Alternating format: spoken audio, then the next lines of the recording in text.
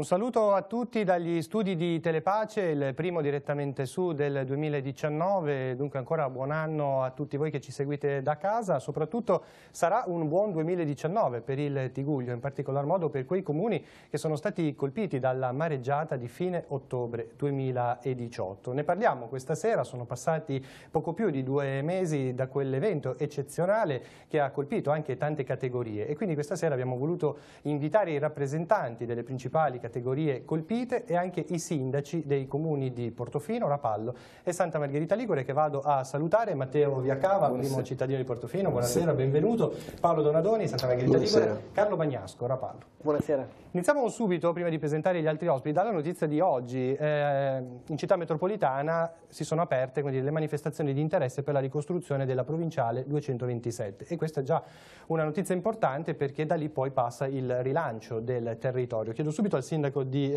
Portofino, 13 aziende si sono presentate, è un buon numero questo? Sì, c'è stata una buona proposta da parte delle aziende per poter completare questo pezzo di strada, la 227, che è crollata con la mareggiata del 29 di ottobre. Io sono molto contento e soddisfatto perché comunque ho già visto sviluppare tantissimi lavori su questo tratto di strada e i tempi che sono stati dati subito dal Presidente della Regione Giovanni Totti e dalla città metropolitana, che è quella che gestisce la strada, sono stati rispettati a pieno. Perciò direi che adesso il 4 sono state concluse le proposte da parte delle aziende, entro il 17 di gennaio verrà scelta l'azienda che si caricherà di fare il lavoro e l'affidamento viene fatto entro il 21. Però i lavori continuano, io ringrazio veramente di cuore tutti gli operatori, dai tecnici agli operai che sono presenti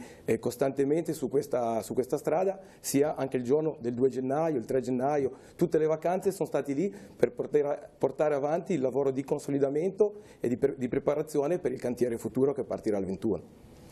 Salutiamo e presentiamo i rappresentanti delle categorie: Aldo Verdin degli albergatori del Levante, buonasera; Vittoria Aratto, vicepresidente dell'Associazione Balneari di Rapallo; Loriana Reinusso, presidente di Ascom, Rapallo e anche Zoagli; Benedetto Carpi, presidente del Consorzio Motopescherecci Santa Margherita Ligure; e Marina Scarpino, che è la direttrice del Porto Carlo Riva di Rapallo. Buonasera. Iniziamo con Verdi, perché diciamo la situazione degli alberghi e degli albergatori in particolare guarda già al periodo di Pasqua. Si è detto, si dice che la strada dovrebbe essere pronta per quel periodo. Ad oggi quali sono le sensazioni? Buonasera. È un discorso un po' faticoso da fare questo, è vero.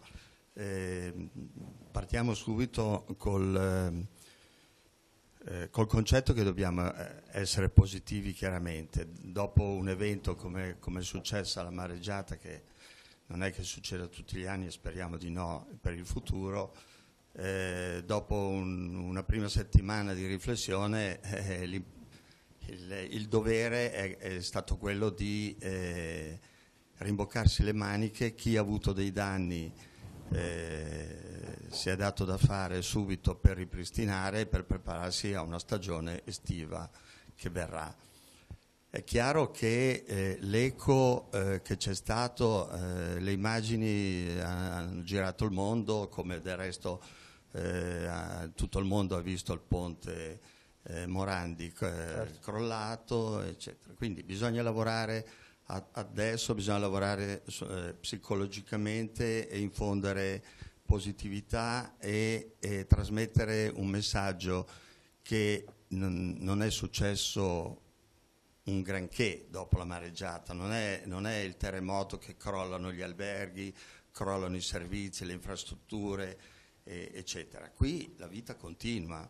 Quest'inverno i clienti che sarebbero dovuti venire nel Tigullio, ma che probabilmente hanno fatto altre scelte, perché un po' di calo c'è stato durante queste feste natalizie, comunque non venivano per fare il bagno e non venivano per prendere il sole, venivano per fare delle passeggiate. Ci sono delle alternative, ci sono il trekking da fare, ci sono dei sentieri a Portofino, anche se non si raggiungono con la strada, si possono raggiungere con i battelli, e quindi, oppure con la passerella che è stata inaugurata. Certo. Le faccio ascoltare pochi secondi di un'intervista a Franco Senarica, il consigliere incaricato alla viabilità della città metropolitana, sulla questione anche della data per poter ripartire con questa strada, poi ne riparliamo in studio. Non è semplice per voi dare una data precisa? Ma lo sforzo che stiamo facendo è importante perché conosciamo bene il valore del collegamento per Portofino che porta un indotto importante in termini economici, di lavoro in tutto il comprensorio, in tutto il Golfo Paradiso, in tutto il Tigullio anche, soprattutto nel Tigullio, ma anche, come dicevo, oltre il Tigullio. Quindi lo sforzo che stiamo facendo è veramente massimo. Dare una data non è possibile ovviamente, perché siamo legati a fattori di cui non disponiamo.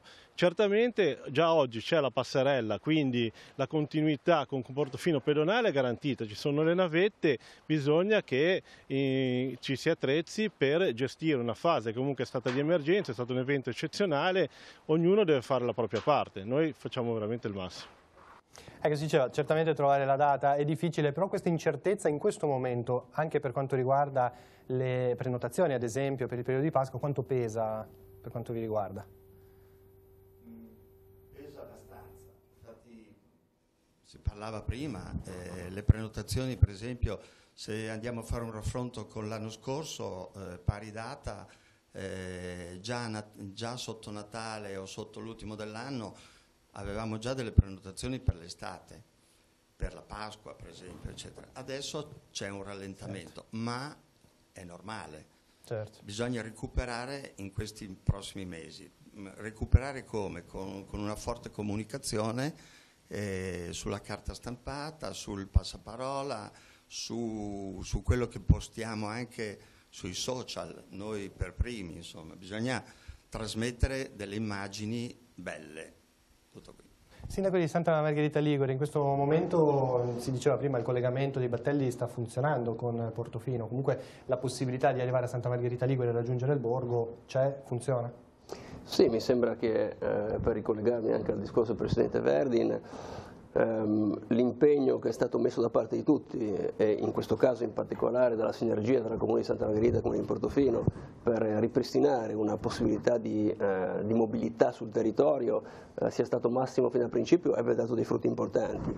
Ad esempio questa passerella pedonale che è attiva già da Natale credo che sia un segnale fondamentale anche proprio in una dimensione turistica perché garantisce comunque un collegamento e se è vero che il nostro territorio ha calamitato grande attenzione per i danni subiti a causa della mareggiata di fine ottobre, credo però che nel contempo gli occhi che ora lo stanno guardando per capire come il territorio reagisce possono anche essere quelli che trasferiscono un'immagine positiva di un territorio che sa fare squadra, sa reagire, sa ripristinare collegamenti, sa mettere entusiasmo, sa dimostrare dinamismo.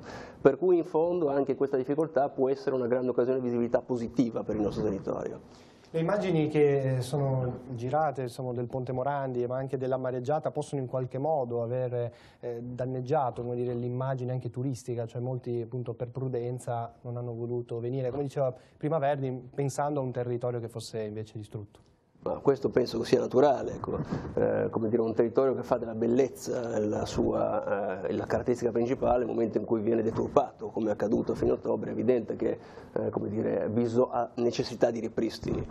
Però credo veramente che dobbiamo fare in modo che l'evento eccezionale non sia la calamità naturale, ma l'evento eccezionale sia la capacità del territorio di ripartire insieme, di fare squadra tra Portofino, Santa Margherita, Rapallo, con gli enti sovraordinati, Città Metropolitana e Regione Liguria, tutti stanno facendo la loro parte, credo in un circuito virtuoso che oggi a distanza di 2 mesi già ci può far dire, ad esempio a Santa Margherita, di aver risolto 2 dei grandi 3 problemi strutturali pubblici, perché la SP 227 per Paraggio Portofino è già instradata verso una soluzione.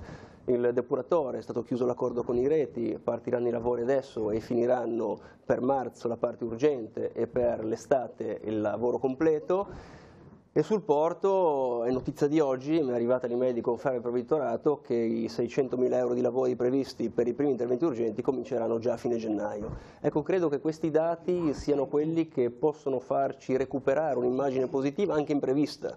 Lavori pubblici in Italia che di solito hanno tempistiche ben più lunghe, se si riesce a fare squadra lavorare insieme, ecco che possono essere una risposta concreta e immediata. Torniamo magari anche sul porto. Era in uso di Ascom Rapallo Zoagli, la situazione per quanto riguarda la vostra categoria in questo momento, attività che non hanno ancora aperto o altre invece che stanno provando a ripartire? Buonasera. Hanno aperto nell'ultima settimana altre 3 attività. Ne abbiamo ancora però 10 chiuse, di cui 3 sul lungomare di Rapallo, 4 a San Michele di Pagana, che è stato un borgo che ha subito grossi danni, però si sono rimboccati le maniche, qualcuno ha già riaperto, e 3 attività di Zoagli. Tutti gli altri sono funzionanti, tutte le altre attività stanno lavorando, hanno ripristinato nel minor tempo possibile, perché per fortuna non avevano tanti danni, però le attività chiuse hanno ancora dei lavori lunghi da fare, questo sì. Certo. Che difficoltà ci sono, che testimonianze raccogliete anche appunto da queste persone che hanno problemi?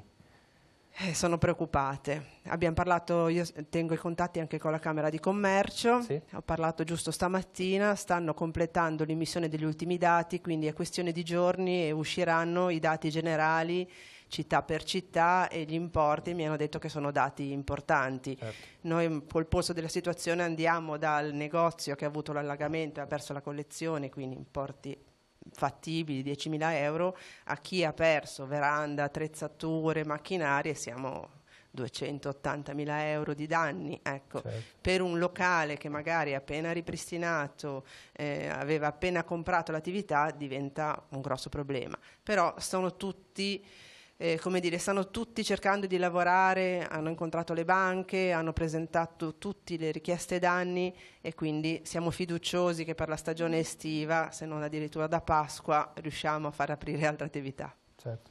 Sindaco Carlo Bagnasco, la situazione in questo momento anche del fondale davanti al lungomare di Rapallo, le barche appunto che ancora si vedono spiaggiate, quante devono essere ancora portate via? La situazione di Rapallo è una situazione abbastanza complessa, però che è sempre stata monitorata costantemente dall'amministrazione comunale, dalla Regione Liguria e naturalmente anche dal Porto Carlo Riva, perché stiamo lavorando assieme. La situazione è una situazione molto complessa, ma altrettanto complesse sono e articolate, ma concrete le risposte che stiamo dando tutti assieme.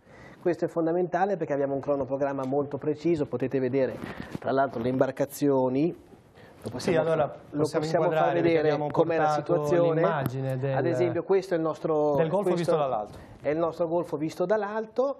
Questa situazione è una situazione che rappresenta, questa foto è una foto di circa 20 giorni fa e la situazione, se vuole venire anche lei la possiamo rappresentare assieme, è completamente diversa perché tutte queste imbarcazioni, la maggior parte di queste imbarcazioni sono già state rimosse.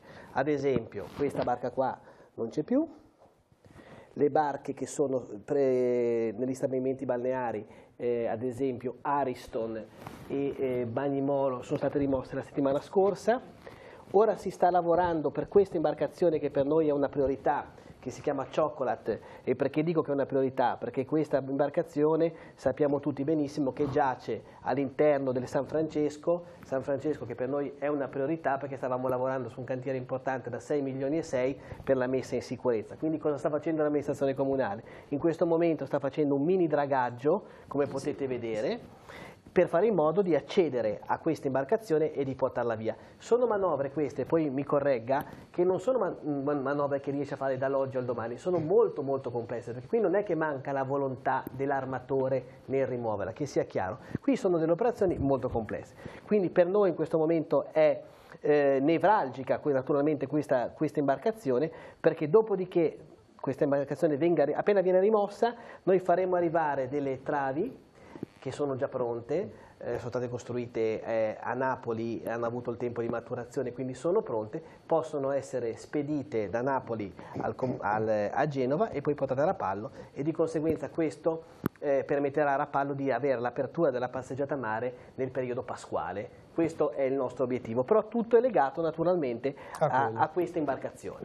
Per quanto riguarda le altre imbarcazioni, come possiamo vedere, la passeggiata mare ne ha già rimosse tantissime. Questa imbarcazione non c'è più, questa imbarcazione non c'è più, quest'altra c'è ancora, questa c'è ancora, questo gruppo di barche non ci sono più, anche queste non ci sono più, di conseguenza la settimana prossima si lavorerà su queste e su questa centrale che dovrà andare via, che è un'imbarcazione molto grande, che ha tutto un percorso da fare, che deve essere monitorato, c'è tutto uno studio per portarla via e si ritornerà alla normalità. Altre imbarcazioni, penso, quanto possiamo dire? Un mese e mezzo? Sì, nel giro massimo di un mese ritengo che tutte le imbarcazioni sulla passeggiata La situazione di ritiro delle barche secondo voi ha seguito i naturali tempi, insomma anche delle difficoltà da parte dell'assicurazione e così via? Sì, adesso più o meno sono... Sì, ma più che altro è stato anche, più che un discorso legato alle assicurazioni ed economico, è stato proprio quello di decidere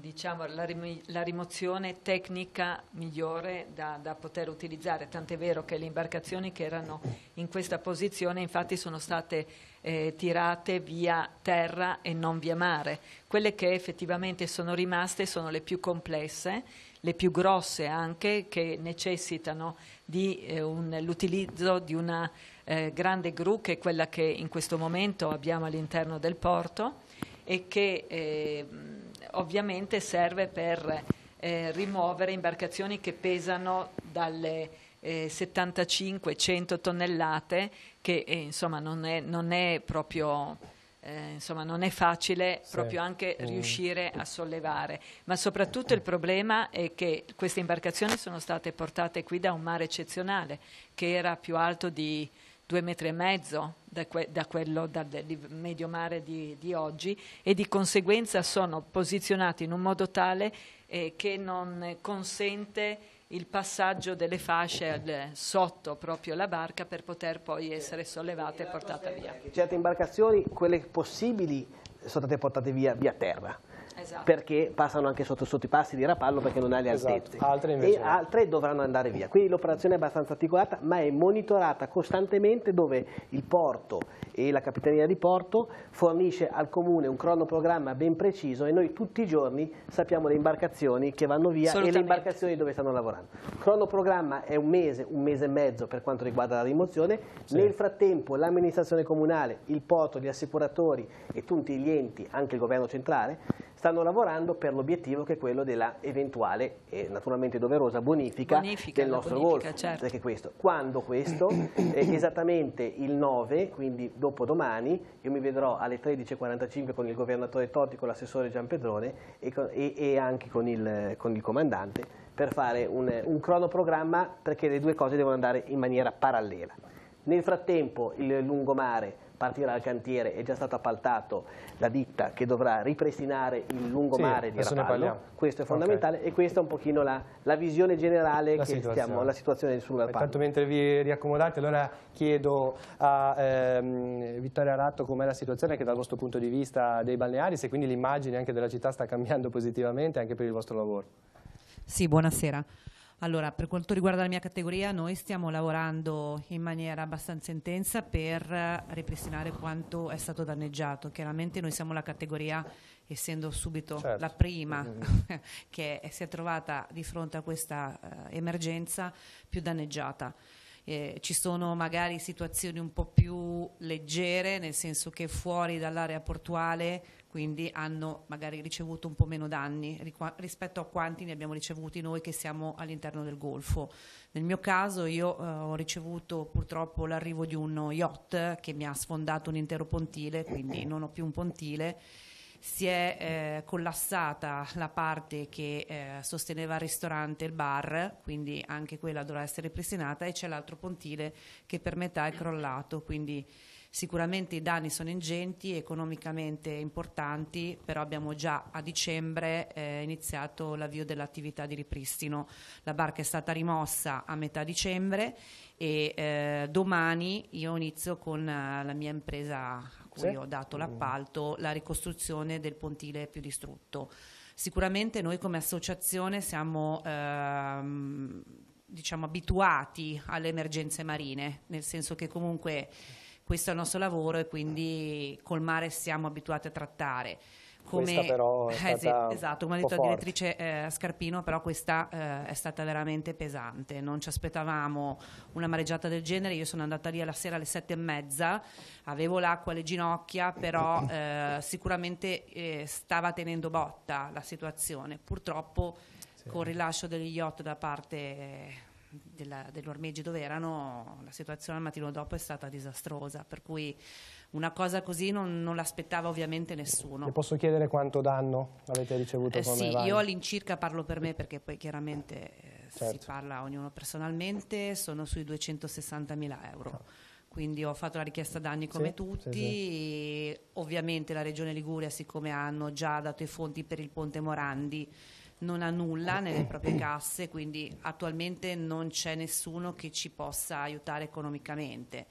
Tramite finanziamenti ci autososterremo e poi insomma speriamo in un futuro, come abbiamo chiesto all'amministrazione nella quale abbiamo la piena fiducia, di poter vedere qualche barriera in più, proprio perché la Capitaneria di Porto di Genova ci ha detto già di prepararci perché questi eventi saranno climaticamente più frequenti, quindi speriamo di no, però io mi auguro insomma che una protezione un po' più adeguata un domani ci sia. Beh, i cambiamenti climatici sono un fatto, quindi bisogna prepararsi. Assolutamente sì.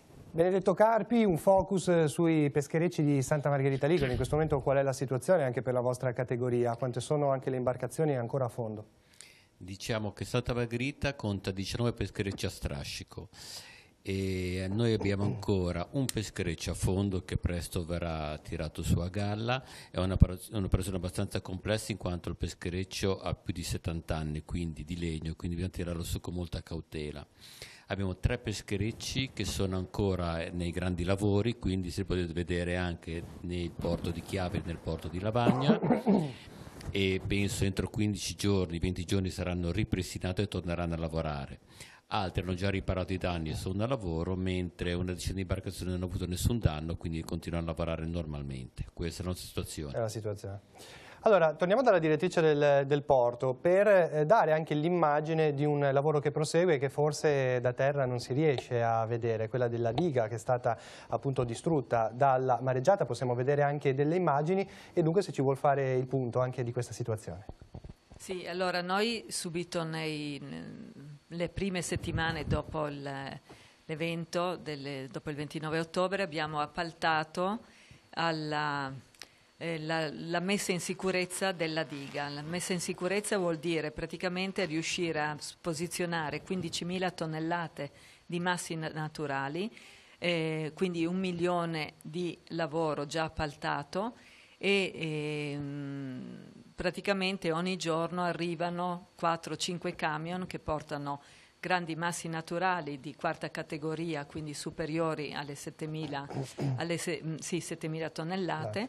E questo ci consente praticamente, ci consentirà di arrivare entro la fine di febbraio di aver posizionato e di aver ultimato la prima fase di ripristino della sicurezza. Ripristino della sicurezza vuol dire praticamente il poter in una situazione di buona sicurezza poter affrontare le prossime mareggiate invernali che speriamo che non siano così forti come quella del 29 ottobre. Tanto da queste slide vediamo l'avanzamento dei lavori in questa prima parte della massicciata. Esatto, noi possiamo vedere che abbiamo già eliminato i conci del muro che appunto era venuto giù e ogni giorno praticamente viene ripristinata la pista per poter consentire all'escavatore di riposizionare i massi che appunto sono stati buttati giù dalla massicciata e di ripristinare appunto e di mettere a posto i nuovi massi che arrivano. Questo entro la fine di febbraio sarà ultimato. Giornalmente viene fatto, questo probabilmente dalla città non viene percepito, però per noi sono le fondamenta per poter poi presentare il nuovo progetto di fortificazione che attualmente non è ancora ultimato, per il semplice fatto che stiamo aspettando quelli che sono le risultanze dall'Università di Firenze dagli istituti specialistici di Genova, che ci dovrebbero portare esattamente la potenza del mare che abbiamo dovuto subire. E sicuramente è ovvio che non possiamo pensare di ripristinare un porto senza una fortificazione, certo, che ci consenta poi di arrivare alla fine dell'investimento, perché il porto ha praticamente subito, insomma, lo vediamo, sì, ingentissimi danni, e il progetto di ripristino totale, insomma, dovremmo investire quasi 20 milioni di euro. Questo quasi 20 milioni di euro. Ecco, lei aveva dato nelle recenti settimane un dato: entro giugno i primi 100 posti barca. Le sembra di confermarla questa? Assolutamente sì, perché vorremmo attivare a breve la conferenza di servizi insieme al Comune, proprio per poter definire il progetto del porto e di conseguenza iniziare dopo la fase 1 le 2 fasi successive proprio di fortificazione definitiva del porto.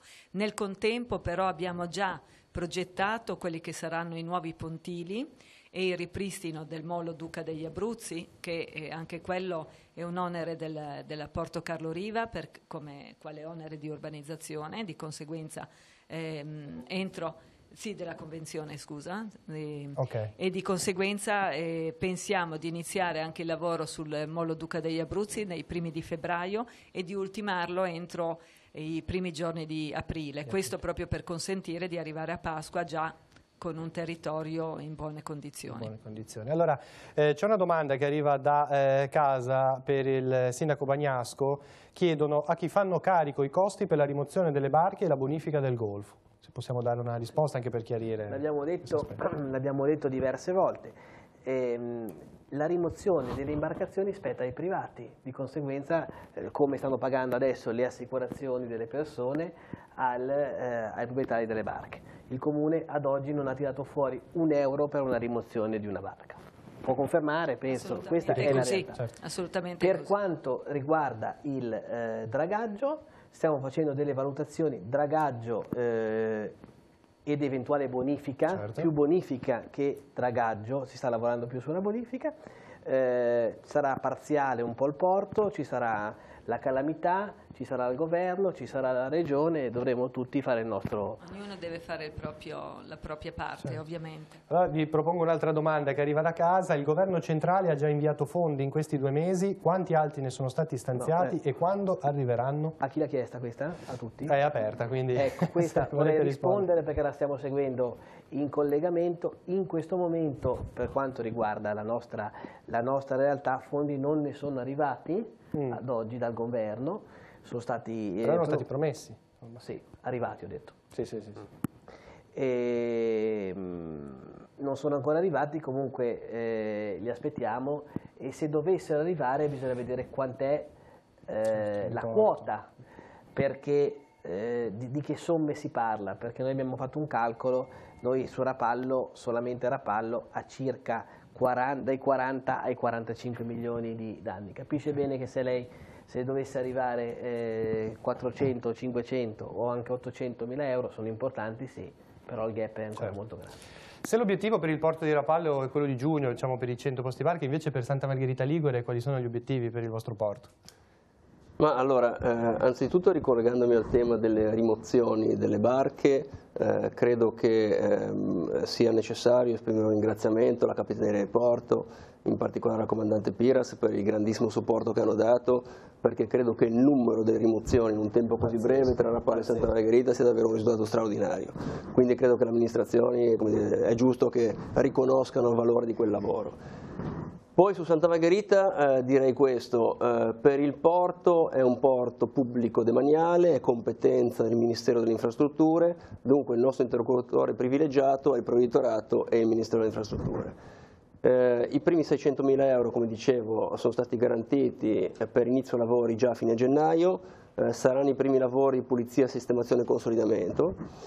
Il Comune ha fatto una variazione di bilancio a fine dicembre per impegnarsi direttamente a ripristinare le strutture di pavimentazione e di accessibilità del porto nella banchina fino a Piazzale Cagni, quindi per ripristinare, come dire, la struttura essenziale e per rimettere in sicurezza l'intera porzione di porto, perché in questo momento è inibita all'uso la porzione che è successiva rispetto alla bucatura della diga. Fare questo, farlo subito, riuscire a farlo quindi entro marzo, entro Pasqua, vuol dire garantire gli operatori per avere davanti una stagione che sia tranquilla anche se non a pieno regime. Nel contempo invece, per ipotizzare poi un pieno regime, il Comune si è fatto carico di dare direttamente un affidamento per una progettazione integrale del porto di Santa Margherita Ligure, perché vorremmo nel momento in cui arrivassero i soldi necessari avere già a disposizione i progetti per poter partire con i lavori e dunque accelerare le tempistiche e non perdere tempo. Su questo mi sento di dire che quantomeno per gli interventi urgenti la cifra complessiva stimata è circa 15 milioni di euro, ma per gli interventi urgenti si parla di circa 2 milioni, 2 milioni e mezzo di euro. 600.000 sono quelli che dicevo, l'altro 1,5 milioni, 2, io confido entro fine di questo mese di poter dare una risposta con anche un cronoprogramma degli interventi. Anche perché dal 29 di ottobre ad oggi la soluzione della strada per Paraggio Portofino occupava circa 6 milioni di euro ed è stata trovata. Il depuratore erano altri 6 milioni di euro, sul porto se riusciamo a trovare entro fine di questo mese quei 2 milioni che servono, 2 milioni, 2 milioni e mezzo, vorrebbe dire avere sostanzialmente dato una risposta su tutte le 3 strutture pubbliche che hanno dei problemi. Nel frattempo si va avanti con le operazioni di messa in sicurezza della strada, Sindaco, e Portofino ha anche l'altro problema, quello del Rio Fondaco. Ci vuole parlare di questi due aspetti? Sì, l'obiettivo per noi è fondamentale perché ci sono i motivi economici, ma io ricordo che Portofino ho anche, grazie alla passerella, adesso siamo tornati ad avere una vita normale, ho anche dei residenti e degli abitanti che devo al più presto avere la strada come prima, e per quello che sono fiducioso, sono sempre H24 a seguire i lavori perché devo avere al più presto di nuovo la strada provinciale, anche perché ho una comunità, ho degli anziani che piangono, che vogliono sapere anche loro quando c'è la strada, cioè giusto i motivi economici perché viviamo di economia, però noi siamo anche un paese isolato a differenza degli altri comuni, perciò è giusto avere la strada al più presto vuol dire al più presto. Io non metto Pasqua, metto prima di Pasqua assolutamente. Devo ringraziare la Regione perché se siamo già partiti, e Città Metropolitana perché sono partiti i lavori, perché sono stati finanziati dalla Regione Liguria, dall'assessore alla protezione Gianpedrone, che tra l'altro è stato per me un amico che mi ha sempre appoggiato nei momenti di difficoltà, perché abbiamo passato veramente un mese e mezzo veramente brutto. Adesso io vedere la passerella con la gente che cammina è stato un motivo di orgoglio enorme per la mia amministrazione, perché vuol dire che abbiamo centrato un obiettivo che era quello di dire Portofino è vivo, Portofino accoglie, c'era turisti da tutto il mondo a Portofino, brasiliani, americani, vuol dire che il segnale che abbiamo dato è stato fortissimo, sarà ancora più forte nei prossimi mesi, perché la bellezza di Portofino, comunque anche con la passeggiata che si può percorrere veramente da emozioni questa passerella. E i lavori in piazzetta sono di queste ore e in contemporanea non ci siamo fermati perché io sono abituato a lavorare, mi hanno insegnato col sacrificio e con la dedizione di portare i miei genitori di fare i lavori, li portano a termine e siamo andati avanti anche col programma di opere pubbliche, cioè la messa in sicurezza del Rio Fondaco, che siamo partiti in questi giorni, da stamattina, con l'apertura, la messa in sicurezza, l'adeguamento idrico, perché ricordiamoci che a Portofino purtroppo il 9 di novembre era caduta anche una bomba d'acqua che aveva creato una voragine nella piazzetta. Perciò questo va risolvendosi come situazione. Questo si risolverà sempre, le cose si risolvono con la passione, con la collaborazione di tutti, tra le istituzioni, siamo fiduciosi, Portofino deve avere al più presto la sua strada per i commercianti ma soprattutto per chi ci vive. Una domanda da casa per il sindaco di Santa Margherita Ligure: qualora la strada per Portofino non fosse agibile per Pasqua, avete per caso pensato un servizio di battelli che da Portofino possa portar via le persone che lavorano nei ristoranti? Ma anzitutto credo che insieme al Comune di Portofino abbiamo pensato già a un servizio che è già attivo, insieme ad ATP per far sì che la passeggiata possa essere pedonale, ma ci possa essere anche un accompagnamento prima e dopo attraverso i bus di linea, un servizio potenziato e dedicato specificamente a consentire l'accesso a Paraggio Portofino. Poi un altro ringraziamento va espresso da parte dei nostri comuni al consorzio Battelieri, che ha supportato tantissimo durante l'emergenza e anche adesso a posteriori dell'emergenza è molto disponibile per cercare di ragionare con le amministrazioni per fornire un servizio che sia adeguato rispetto alle esigenze. Quindi mi sembra che si può arrivare in bus trasferendosi soltanto per quei 150 metri sulla passerella pedonale, oppure a piedi oppure via mare. Alla fine è garantito un servizio di accessibilità che rende Portofino sicuramente più esclusiva di prima, però in fondo può anche essere un momento esperienziale quello di transitare su questa passerella pedonale temporanea. Ecco, tornerei da Verdin proprio su questo aspetto del lavoro anche stagionale, perché prima dicevamo le problematiche che riguardano il settore, in generale il turismo, però sicuramente al di là dei turisti poi ci sono anche i lavoratori e soprattutto quelli stagionali, perché è in questo periodo in realtà che si firmerebbero i contratti, è così? Sì, chiaramente. Per bloccare i lavoratori stagionali che magari sono ripetitivi da un anno all'altro bisogna firmare i contratti certo. Sotto Natale, adesso, a gennaio, ecco, perché magari sono lavoratori che stanno facendo la stagione invernale in montagna e devono avere la certezza di lasciare la montagna per venire a lavorare al mare. Quindi cosa poter dire? Se non hanno la certezza è chiaro che questi lavoratori vanno altrove, vanno in altre località turistiche, al mare, in giro per l'Italia o anche in Francia. Questo è un problema, chiaramente non è colpa di nessuno, bisogna cercare anche qui, c'è il rischio di impresa, no? Quindi anche un imprenditore deve avere un po' di fiuto e cercare di bloccare in qualche maniera i dipendenti, quelli che può, sempre sperando che i lavori terminino nei tempi auspicati. Certo. E anche per quanto riguarda i corsi di formazione, che sono un altro aspetto che riguardano i lavoratori. Sì, solitamente ci sono le strutture, quelle più importanti, che subito dopo l'assunzione fanno dei corsi di 1 settimana, 2 settimane prima dell'effettivo inizio della stagione, certo. Anche per assicurare certi standard di qualità che altrimenti non si possono garantire. Adesso si stanno dando delle rassicurazioni. Quando, secondo lei, in termini di tempi, la situazione potrà diventare effettivamente critica nelle prossime settimane? Quasi di non ritorno, diciamo. Questo non si può dire adesso. Io onestamente ci sono degli albergatori a Portofino che hanno dei grossi problemi, sì. Presumo, ma si può, non c'è. Diceva il sindaco di Portofino. Sono stati assicurati, devono fare i contratti di lavoro ai dipendenti, perché i turisti possono venire e la strada ci sarà, però comunque hanno già dimostrato a Natale, scusate, che i turisti possono venire a Portofino, perciò non bisogna perdere nessun posto di lavoro, come ho sempre detto io dall'inizio, però ci vuole fiducia, come noi diamo fiducia ai cittadini, agli operatori, e gli operatori devono ripagarla facendo i contratti di lavoro alle persone, perché era una richiesta nostra quella di non perdere posti di lavoro e di programmare già da adesso la prossima stagione turistica. Io l'ho rassicurati, l'ho incontrati, sono convinto. Speriamo allora che...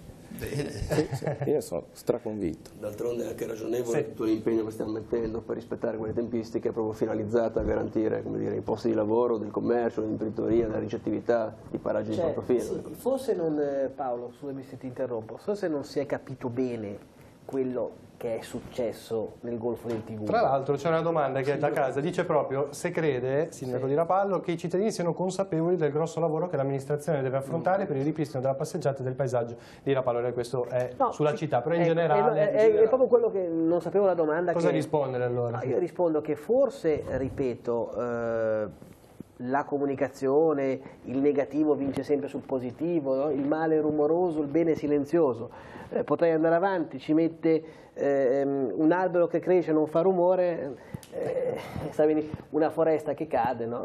Quindi capiamoci, stiamo facendo un lavoro che è a livello nazionale è visto come un esempio da parte di tutti, perché questo Tigullio, con quello che ha fatto il sindaco Donadoni, con quello che ha fatto il sindaco, ma non perché sono qua e sono i miei sindaci e i nostri riferimenti, è un lavoro che è straordinario. Noi vediamo tantissime realtà che hanno avuto dei disagi nazionali importanti, che ancora oggi vivono dentro i container senza risposte. Noi ci troviamo, non abbiamo fatto un giorno, penso che il sindaco di Donadoni o il sindaco Via Cava abbia fatto un giorno di vacanza da 2 mesi a questa parte. Siamo sempre sul territorio, sono arrivate tutte le risposte possibili, immaginabili, è ovvio che siamo persone umane. È ovvio che siano persone umane ed è ovvio che sono dei danni che sono enormi e talvolta lo trovo anche quasi avvilente sentire parlare di ore e mi dica quando è che mi dà il cantiere in mano, ma non vedete che tutti i giorni stiamo portando via barche da tutte le parti, ogni giorno, io non ho un giorno che non ho un appuntamento istituzionale, non ho un giorno che non parlo con dei legali. Si sta parlando, tanto per parlare di numeri, di danni a privati per 700 milioni di euro. Sì. Si sta parlando a Rapallo di danni all'ambiente così per 40 milioni di euro. Stiamo dando delle risposte punto per punto a tutto. Io non capisco dove ci possa essere. Le città sono agibili perché a Rapallo ad oggi vivi e anche bene, cioè nel senso puoi girare con la Vespa, puoi girare con l'automobile, ti puoi muovere, i tuoi figli li puoi portare a scuola. Rapallo non è morta e Rapallo è estremamente viva. Abbiamo 36 cantieri che sono ripartiti, nel 2019 abbiamo un cronoprogramma ben preciso. È ovvio che se siamo persone umane che su 36 cantieri un intoppo ci sarà, perché diciamocelo, un intoppo, la ditta che lavorerà bene, ma è un discorso umano, ma c'è un lavoro dietro questa fetta di Tigullio che è enorme ed è un esempio da parte di tutti. Io ho avuto numerosi sindaci di città importanti che non sono di dimensioni di 30.000 abitanti che dicono: come avete fatto? Abbiamo fatto, c'è un governatore che tutte le settimane è presente sul territorio, ci sta dando una mano a tutti, non c'è un giorno che non ci chiami, o chiama Bagnasco, o chiama Donadoni, e queste sono le risposte. Poi per carità, se c'è qualcuno che ha una bacchetta magica che può venire bin salabin e quest'estate sarà tutto benissimo, io sono convinto che per quest'estate il Tigullio sarà completamente diverso. Questa è la scommessa, l'abbiamo detto in tutte le lingue e vediamo, aspettiamo l'estate. Certo. Per il porto c'è un'altra domanda che arriva da casa, la direttrice ha detto che entro giugno porteranno nuove barche nel porto. Mi chiedo chi porterà nuove barche dopo quello che è successo. La domanda potrebbe anche essere: i clienti effettivamente come si stanno comportando? Allora, noi dobbiamo pensare che il Porto Carlo Riva era una comunità. Tutti i nostri clienti, nonostante che abbiano perso la loro barca affondata o danneggiata, comunque giornalmente ci esprimono la loro vicinanza e la loro voglia di ritornare nel loro porto e a Rapallo. E questo lo viviamo costantemente, quindi abbiamo già tutta una serie di conferme, per cui a giugno, e speriamo anche prima, perché il molo Langano comunque sarà già pronto, speriamo già per la fine di aprile, e le imbarcazioni che saranno presenti sul Langano, sul primo pontile e nel porto pubblico sono già tantissime. Addirittura, appunto, ieri parlavo con i colleghi del porto pubblico, a cui ho chiesto 30-40 ormeggi proprio per consentire alle piccole imbarcazioni, piccole insomma neanche tanto, dagli 8 metri ai 12 metri, di poter arrivare a Rapallo in modo tale che invece sul Molo Langano e sul primo pontile ci possano invece ormeggiare le imbarcazioni di maggiori dimensioni. Di conseguenza questa è realtà. Infatti noi se andiamo avanti e se pensiamo comunque di investire la famiglia Riva, ricordiamo che insomma, il porto si chiama Carlo Riva, quindi c'era l'ingegnere, io ho lavorato 37 anni con l'ingegner Riva e continuo a lavorare con le sue figlie e i nipoti, che i nipoti in questo momento sono 2 ragazzi che hanno voglia di vivere il loro futuro, quindi sono a fianco al padre, alla madre e a me per veramente credere nell'impresa porto, ma soprattutto questa volontà di andare avanti ci arriva dai clienti che costantemente, ripeto, ci dicono: noi amiamo il porto, amiamo Rapallo, amiamo il Tigullio, perché i nostri clienti sono gli stessi che con la loro barca raggiungevano Portofino o Santa Margherita e di conseguenza cioè, questo veramente è il... Non so, questo è il punto principale. Qualche contenzioso però c'è stato, diciamo. Ma i contenziosi sono normali, cioè secondo me su 380 ormeggi e il 29 di ottobre avevamo in porto 337 barche, quindi vuol dire che il fatto di aver ricevuto una ventina di lettere ovviamente nella prima settimana dopo la mareggiata da parte di avvocati e comunque di avere una TP in corso, diciamo che sono molto meno di quanto non ci si potesse immaginare, no? Infatti il fatto di avere in tutto una decina di clienti che diciamo gioco forza hanno dovuto mandare avanti questi accertamenti legali, anche perché più che altro sono le assicurazioni che giustamente devono cercare di dimostrare che, insomma, che il pagamento degli indennizi dovuto non possa poi essere ribaltato su terzi. Noi siamo fiduciosi del fatto che l'evento del 29 ottobre è stato un evento eccezionale, un evento a cui purtroppo, come si diceva prima, non possiamo pensare di non rivederlo più. Speriamo di non rivederlo più, ma dobbiamo prepararci al futuro. Ci vorranno nuove tecnologie. Ci vogliono nuove tecnologie, nuove difese. Infatti gli studi che noi stiamo facendo, perché non c'è ancora il progetto in comune, pronto da far vedere con tutta la diga, eccetera? Perché stiamo aspettando e vogliamo essere sicuri di fare veramente le cose per bene. E questa è la cosa importante. L'ingegner Riva ce l'ha insegnato, ha fatto un porto bellissimo ed era considerato il miglior porto del Mediterraneo. I nostri clienti hanno vissuto e vivono ancora oggi il territorio, perché ricordiamoci che chi aveva la barca in porto a Rapallo piuttosto che a Santa Margherita hanno le case, quindi vogliono continuare a far sì che i loro investimenti fatti nel Tigullio rimangano tali e vogliono continuare a venirci. È questo che noi dobbiamo fare, quindi insieme ai sindaci, insieme a tutti quanti, tutti noi che siamo qua, che insomma ognuno per la propria categoria, e vogliamo assolutamente fare in modo che quello che diciamo poi diventi realtà. È ovvio con i limiti o con le eventuali intoppi che ci potranno essere, ma noi pensiamo che i problemi devono essere, come le posso dire, dobbiamo guardare ai grandi problemi per superarli, poi i piccoli pian piano, così come superiamo i grandi, supereremo anche i piccoli.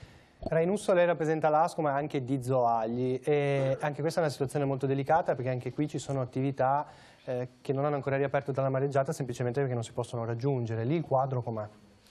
Sì, ci sono ancora 3 attività chiuse su Zoagli e 2 sono proprio sulla passeggiata di Ponente, che è stata distrutta dalla mareggiata, quindi se non viene ripristinata la passeggiata non è possibile raggiungere le attività.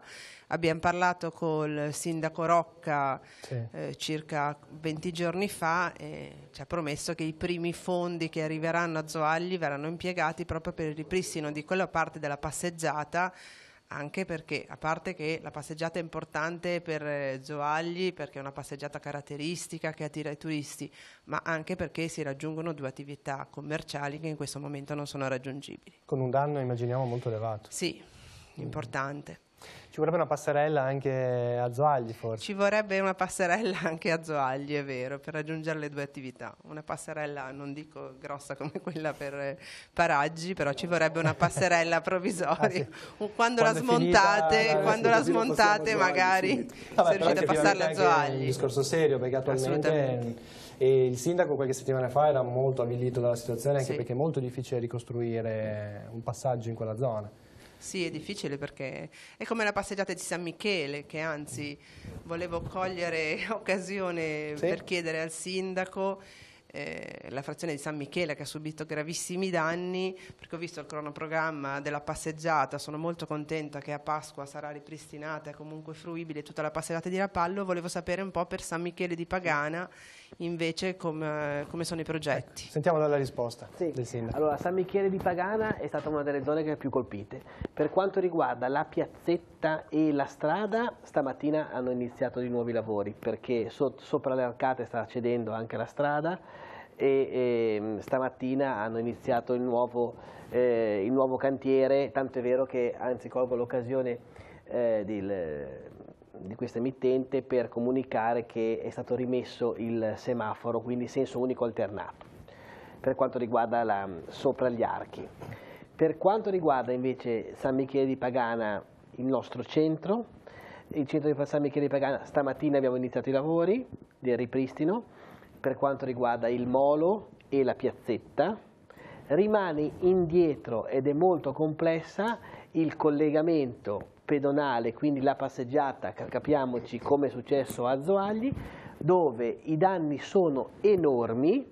Sono solamente in quel punto circa 2.600.000 euro, 2.650.000 euro di danno solamente lì, più una pratica dal punto di vista di burocrazia, visto quello che è successo, c'è tutta una norma dal punto di vista ambientale completamente diverso, quindi ho la certezza matematica che per quest'estate sicuramente non sarà pronta. Questa è la certezza matematica, neanche. Quindi su San Michele si lavorerà sulle spiagge, sulla riqualificazione delle spiagge, si lavorerà sulla piazzetta di San Michele, sulla viabilità, ma sicuramente il tratto a mare non sarà agibile. Cosa ne pensa di questa situazione? Beh, sicuramente la parte della passeggiata è difficile da ripristinare, ci vorrà molto di più. L'importante è che venga ripristinata la piazzetta e la spiaggia e anche il collegamento della strada, perché effettivamente dal punto di vista della sicurezza... Da dietro, invece naturalmente la strada stamattina stavano lavorando, se ne sta occupando una ditta che è coordinata da un architetto che si chiama Giardino, che sta lavorando lì. Quindi questa è la situazione, è la foto della situazione, però non sarei serio se dicessi che sarà ripristinato il tratto lungomare, perché sarebbe una cosa che non è realizzabile. E questo è il quadro della situazione. Per i balneari invece, diceva, si sta cercando di ripartire, anche il fatto che c'è stata questa proroga alla direttiva Bolkestein vi dà una mano, oppure è solo un rimandare la questione, come la vedete? Allora, premetto che avevamo già fatto un incontro in Regione Liguria, con l'assessore Scaiola, a cui ha presenziato il nostro sindaco e al quale hanno aderito tutti e 4 i comuni costieri danneggiati, e avevano già comunque fatto una proroga accettata da tutta la maggioranza e la minoranza della Regione Liguria per i 15 anni per le attività danneggiate, che sono 3.000. Quindi se non ci fosse stato comunque questa direttiva portata al 2034, comunque noi che eravamo stati danneggiati avremmo già avuto una copertura dalla Regione Liguria. Sicuramente ci dà un po' di respiro per quanto concerne gli investimenti, però siccome io sono da tempo, il mio sindaco lo sa, da ben 11 anni, bella attiva, e anche a livello sindacale a livello nazionale sono in un sindacato che si è sempre speso parecchio, dico che la partita non è finita qua, nel senso che comunque per noi la direttiva Bolkestein non è una direttiva che ci riguarda, perché noi siamo beni ma non servizi. Sì. E qui invece la cosa è stata volutamente contemplata in maniera diversa, perché ci sono disegni molto più grossi di noi, ci sono dei poteri forti che mirano all'acquisizione delle coste e quindi delle imprese sopra le coste. Noi abbiamo sempre detto che vogliamo essere equiparati alla Croazia, al Portogallo e alla Spagna, che hanno comunque 75 anni di proroga, però evidentemente questa, come dicevo poc'anzi a Verdin, deve essere un'Europa a 2 velocità, perché per l'Italia c'è un trattamento, mentre per altre nazioni ce n'è un altro. Quindi su questo noi andremo a lottare. Adesso abbiamo 120 giorni di tempo per creare un decreto legge con il governo nel quale si possa in qualche maniera cercare di uscire da questa benedetta direttiva o quantomeno equipararci alle altre nazioni, questo sicuramente. Questi anni di proroga perlomeno vi danno la possibilità di investire anche nei prossimi anni? Sicuramente sì, quantomeno di ammortizzare i costi che andremo ad affrontare, perché come ho detto poc'anzi nel mio caso ci sono 260.000 euro di spese da effettuare, quindi l'ammortizzazione è necessaria, se no uno non investe.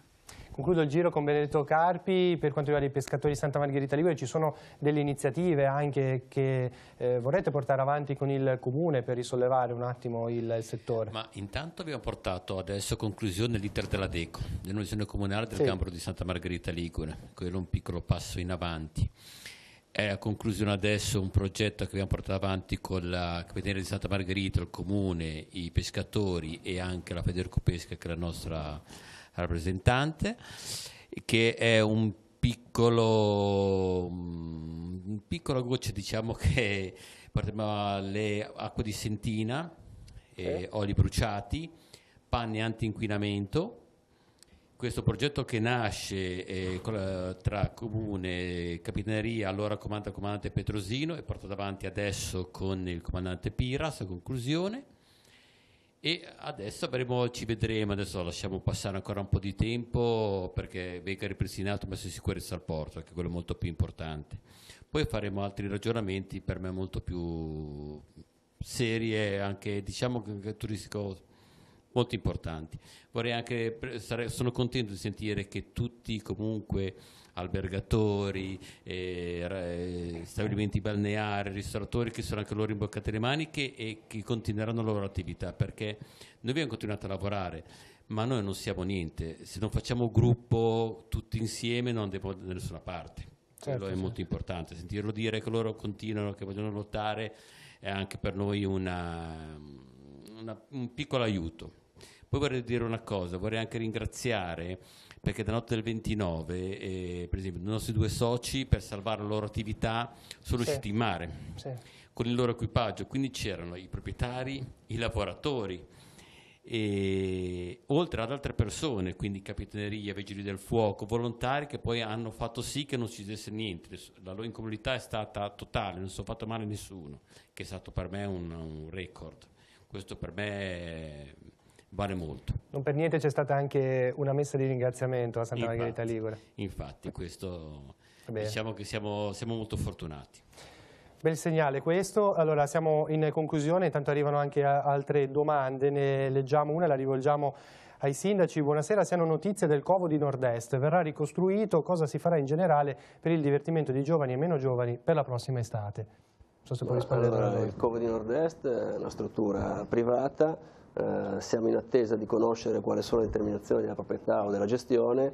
Sappiamo che hanno fatto recentemente una richiesta di sospensione della procedura di riqualificazione proprio per poter adeguare i progetti rispetto a quanto accaduto.